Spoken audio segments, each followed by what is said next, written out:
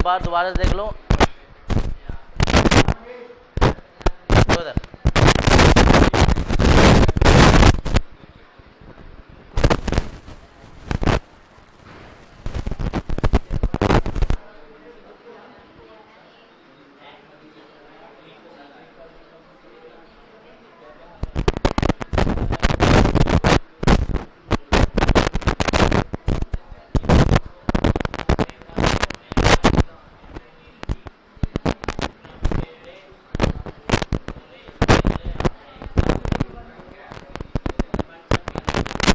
ये है भाई, ध्यान से देख लो इसे। अब बाकी और कॉपी में भी लिखी होगी, उसमें भी दिखते हैं ना। अब बात आ जाती है अभिक्रिया की। देखो ये है जिंक, इसमें सिर्फ धातु देख रहे हैं। ये जिंक है और ये कॉपर सल्फेट का विलयन है, याद रखना। कॉपर सल्फेट का विलयन मतलब धातु का ही विलयन है, इसे कहते हैं हम लवण विलयन। लवण विलयन मतलब कॉपर का लवण विलयन है ये, ठीक है। ऐसे ही यहाँ धातु है तो यहाँ Fe का लवण विलयन है, क्लोरीन के साथ है ये।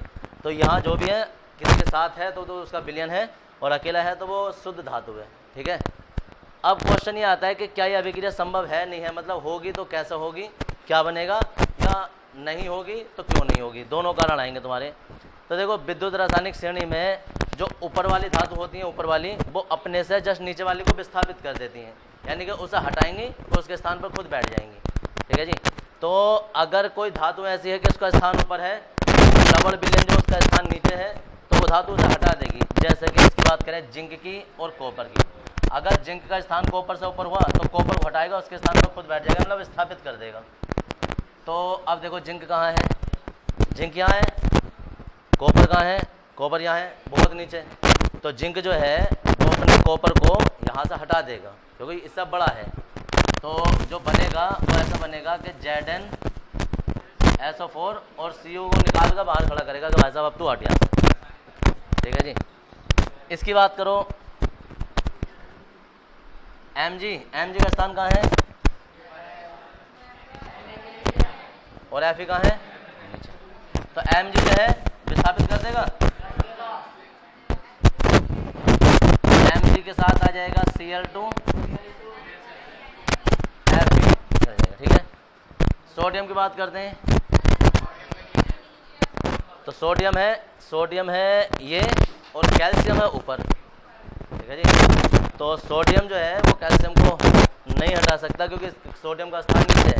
तो हम ऐसे लिखेंगे नो रिएक्शन, या लिख देंगे कोई अभिक्रिया नहीं।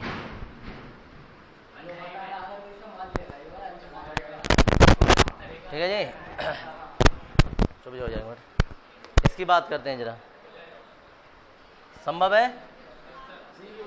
अब देखो संभव तो है, ठीक है। कॉपर जो है वो इससे सिल्वर को हटा देगा, लेकिन बनेगा क्या, तो Cu और NO3 नहीं आएगा, समझ गए। क्योंकि अब संयोजकता बैलेंस करनी होती है। संयोजकता बैलेंस करने मतलब यहाँ तो इसका प्लस था और यहाँ +2 है और NO3 पे माइनस है, तो पूरा पूरा उदासीन था। अब यहाँ Cu2 है, NO3 पे माइनस है, क्या होगा, इसे 2 माइनस करने पड़ेंगे, यानी कि होल ट्वाइस करना पड़ेगा। और बात आ जाती है इसकी Ag की, तो Ag तो अलग निकल जाएगा। अब NO3 2 है तो 2 से गुणा करेंगे हम, बैलेंस भी हमें करनी होती है। Ag जब NO3 2 हो गए तो Ag 2 हो गए, तो यहाँ 2 से गुणा करेंगे। ऐसे इसकी बात करेंगे Ag ZnSO4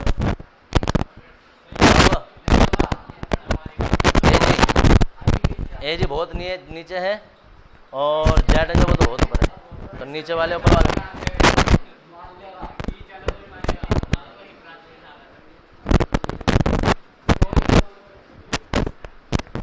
इसकी बात करो जरा Zn,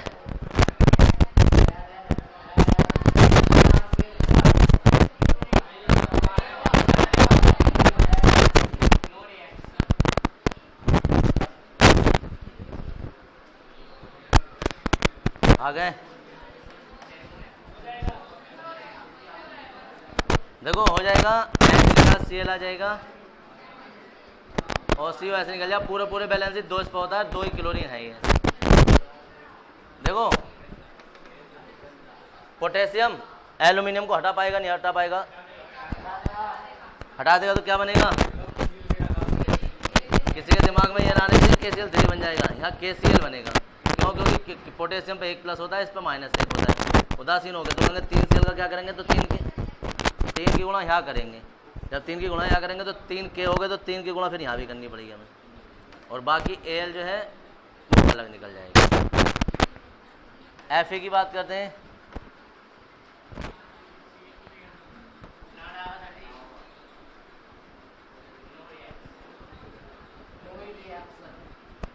कोई अभिक्रिया नहीं, इसमें क्या होगा? देखो NaSO4, अब इसमें गलत हो गया क्योंकि सोडियम पे जो होता है वो +1 होता है, इस पर -1। अब +1 कम रह गया ना, तो यहाँ 2 से गुणा कर देंगे तो Na2SO4 होगा। ठीक है, तो सोडियम 2 हो गए तो 2 से गुणा कर देंगे, बाकी Mg जो है वो अलग निकल जाएगा। हाँ जी, साथ साथ संतुलित भी करनी पड़ेगी। एग्जाम में तो इधर इधर का लिखा हुआ होगा, आंसर कॉपी में जब तुम लिखोगे तो इससे भी लिखोगे, ऐसे भी लिखोगे। हाँ, तो इतना बता देंगे। अरे दोनों लिखे जाएंगे। हाँ, क्या मतलब सारी उतारनी पड़ेगी ना, फिर ये थोड़ा लिखोगे आगे आगे की, बस एग्जाम कॉपी में तो सब लिखोगे। ये और ये देंगे, ये दोनों देंगे।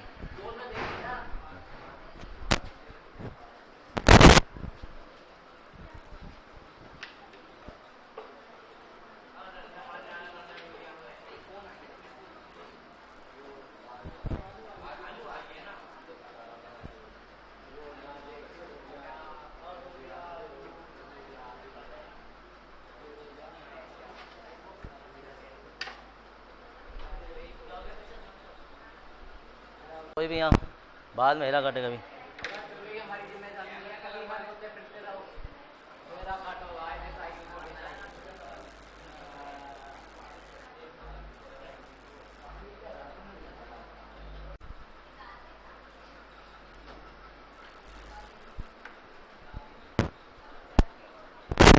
क्वेश्चन है, क्या कारण है कि जब लोहे की कील को कॉपर सल्फेट के विलयन में डाला जाता है या डुबाया जाता है तो उस पर हरे रंग की परत चढ़ जाती है, जबकि चांदी की कील पर कोई प्रभाव नहीं पड़ता है?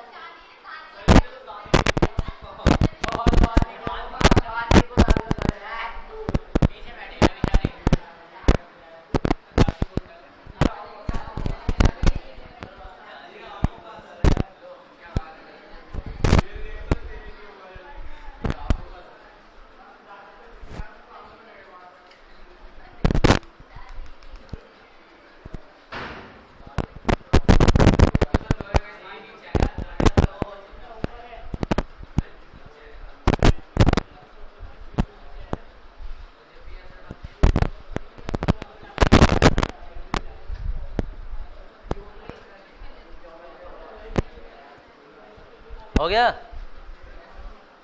अब देखो भाई, इसका आंसर हिंदी में लिखना है, समझ लो हो क्या रहा है। अब सुनो, देखो हम इसे हिंदी में ऐसा लिखने वाले हैं कि विद्युत रासायनिक श्रेणी में देखो 3 चीज़ें ये कह रहे हैं कि जब Fe को, लोहे की कील को कॉपर सल्फेट के विलयन में डाला जाता है, क्या अभिक्रिया होगी?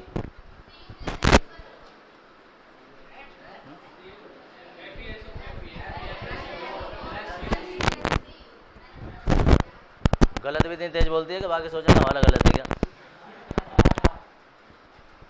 FeSO4, तो होता क्या है, हम कहेंगे विद्युत रासायनिक श्रेणी में Fe का स्थान कॉपर से ऊपर है, अतः Fe जो है वो कॉपर को उसी के लवण विलयन से विस्थापित कर देता है, और Fe पर इसके सल्फेट की, ये जो था ना कॉपर सल्फेट के, उसमें तो सल्फेट की हरे रंग की परत चढ़ जाती है। जबकि दूसरे में क्या होता है कि Ag जो है, जब Ag को कॉपर सल्फेट के विलयन में डाला जाता है, तो जबकि Ag का स्थान कॉपर से नीचे है, अतः यह उसे कॉपर सल्फेट के विलयन से या लवण विलयन से अलग नहीं कर पाता है, जिस कारण इस पर कोई प्रभाव नहीं पड़ता है। तो हम यहाँ कोई अभिक्रिया नहीं लिखेंगे, इसलिए चांदी जो है वो मैक्सिमम जो है सोने के बाद में जब आती है तो वो ख़राब नहीं होती है, तो इसलिए जो सिक्का धातु या महंगी धातु वो मानी जाती है, तो सोने के बाद में फिर चांदी आती है। तो क्योंकि ज़्यादातर से अम्लों से या और भी लवण विलयनों से चांदी ख़राब नहीं होती एकदम से, क्योंकि थोड़ी बहुत ही 2-3 से ऊपर ही है बस, वो ज़्यादा नीचे वो नहीं है। तो सबसे नीचे AU है, क्योंकि मैक्सिमम ना किसी अम्ल से, मिट्टी से, क्षरण से, नमी से, आर्द्रता, किसी से भी ये खराब नहीं होता है सोना। मिट्टी में भी अगर जो 100 साल तक दबा रहेगा ना तो वो ऐसे निकलेगा। ठीक है जी, वो तो मिलावट तो किसी में भी कर दो, हम शुद्ध की बात करें। अब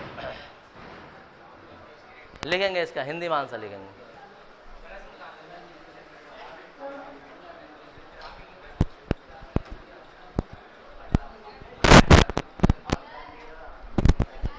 इसमें लिखेंगे, तुमने CU ही बोला था, तुम्हारे दिमाग में होगा लेकिन मुंह से तुम्हारे CU या SO4 निकला था। इसमें लिखेंगे विद्युत रासायनिक श्रेणी में, विद्युत रासायनिक श्रेणी में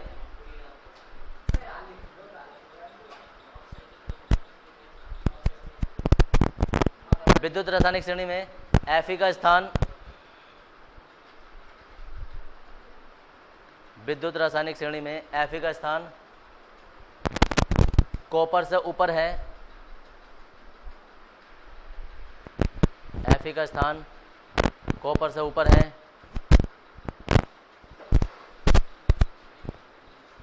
कॉपर से ऊपर है। अतः जब लोहे की कील को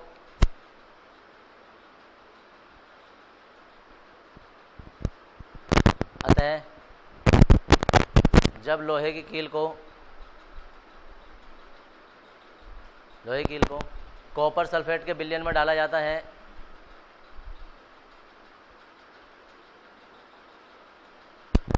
कॉपर सल्फेट के विलयन में डाला जाता है, तो Fe मतलब आयरन जो है, Fe Cu को, Fe कोमल आगे लिखना, Cu को उसी के लबर विलयन से विस्थापित कर देता है,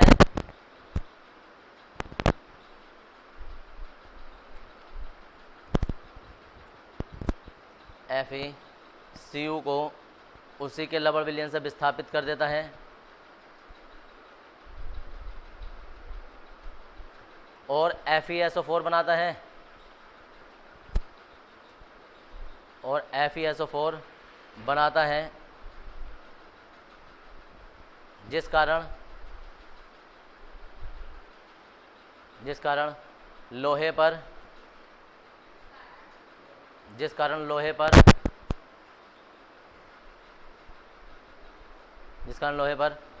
हरे रंग की परत चढ़ जाती है,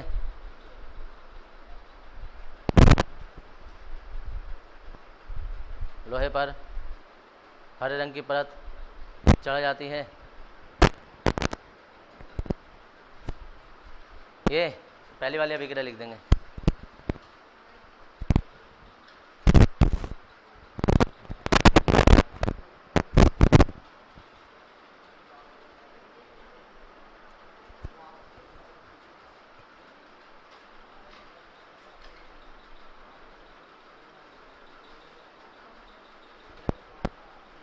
नीचे लेंगे, जब सिल्वर को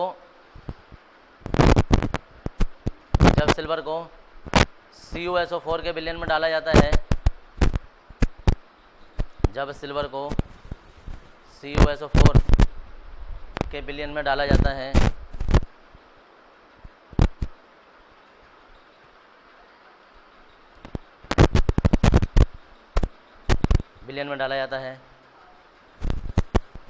तो विद्युत रासायनिक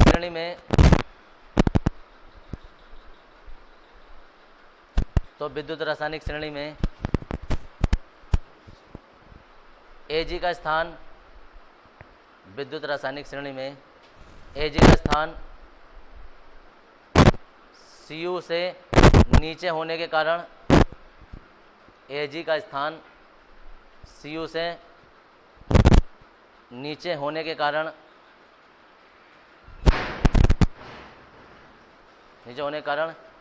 यह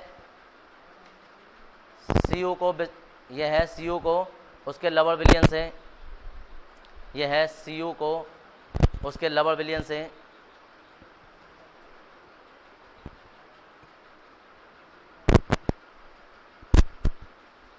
Cu को उसके लवर विलयन से विस्थापित नहीं कर पाता है,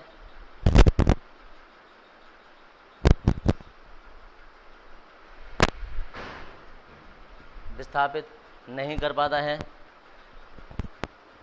जिस कारण Ag पर कोई प्रभाव नहीं पड़ता है, जिस कारण Ag पर कोई प्रभाव नहीं पड़ता है।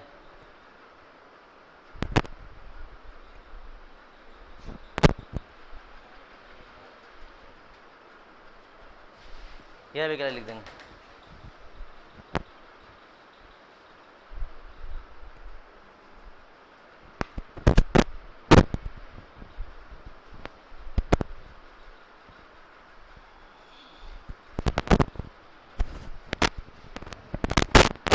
और एक और बात है, ये सिर्फ Fe के लिए या Ag के लिए नहीं, किसी के लिए भी आ जाए। ऐसे मैंने अभी कितने 10 ही क्वेश्चन कराए ना, ऐसे कितने भी हजारों क्वेश्चन बन सकते हैं। तुम्हें सिर्फ ये टेबल याद रखनी है, समझ में आ रहा है। कोई सा भी क्वेश्चन तुमसे पूछा जा सकता है, तुम्हें देखना है कि कौन किसी को विस्थापित कर सकता है और कौन किसे विस्थापित नहीं कर सकता है, ऊपर नीचे देख के।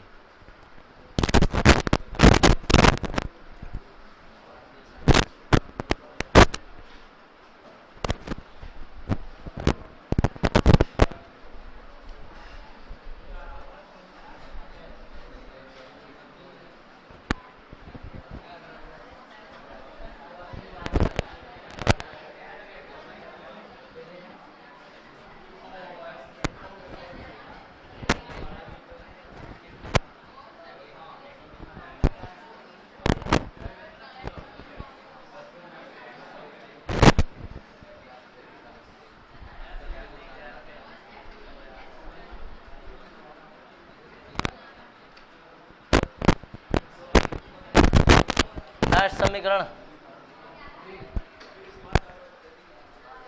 यही है, जो भी है नष्ट समीकरण।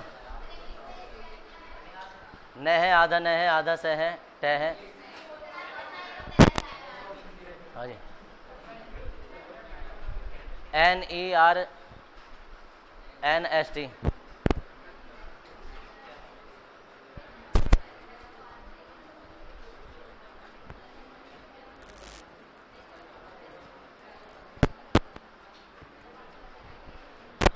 लिखेंगे। विद्युत रासायनिक श्रेणी में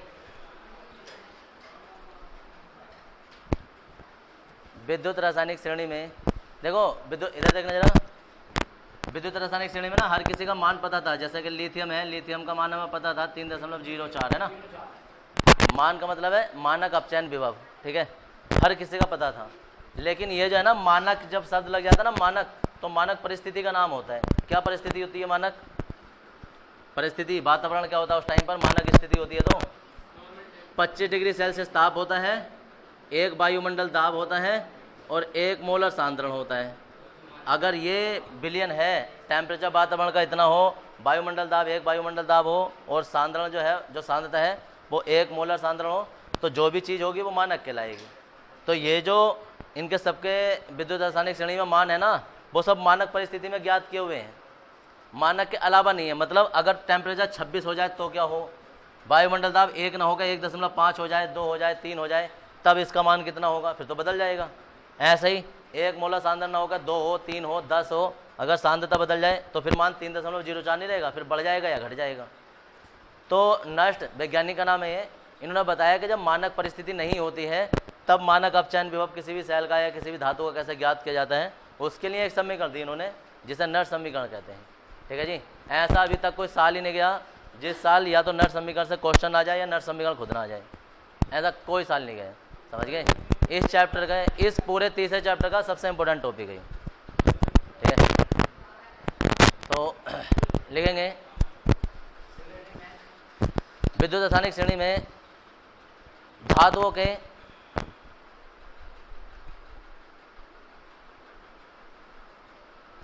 मानक अपचयन विभव, धातुओं के मानक अपचयन विभव 25 डिग्री सेल्सियस ताप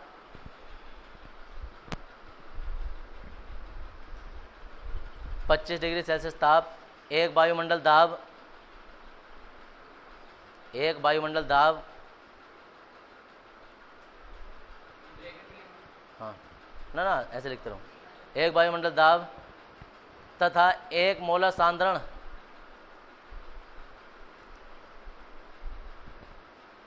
एक मोलर सांद्रण पर ज्ञात किए गए हैं, पर ज्ञात किए गए हैं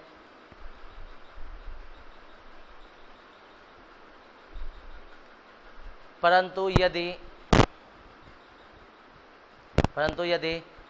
ताप 25 डिग्री सेल्सियस, ताप 25 डिग्री सेल्सियस, दाब एक वायुमंडल, दाब एक वायुमंडल और सांद्रता 1 m, 1 m ऐसा लिख देना, 1 m कैपिटल में, 1 m ना हो तब किसी धातु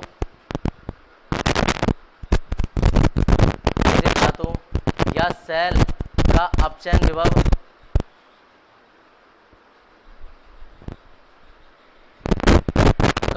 विभव ज्ञात करने के लिए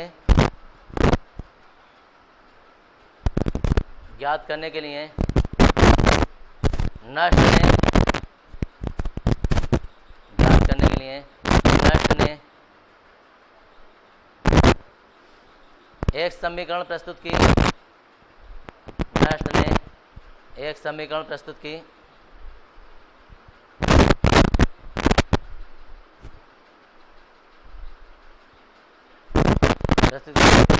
जो जिसे नष्ट समीकरण कहते हैं, जिसे नष्ट समीकरण कहते हैं।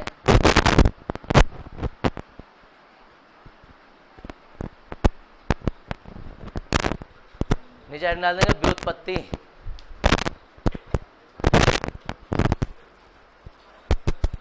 व्युत्पत्ति डाल कर छोड़ देंगे, ये डेरिवेशन होगा तुम्हारा, एक डेढ़ पेज में जाएगा, तो वो निकालेंगे फिजिक्स इसके बाद।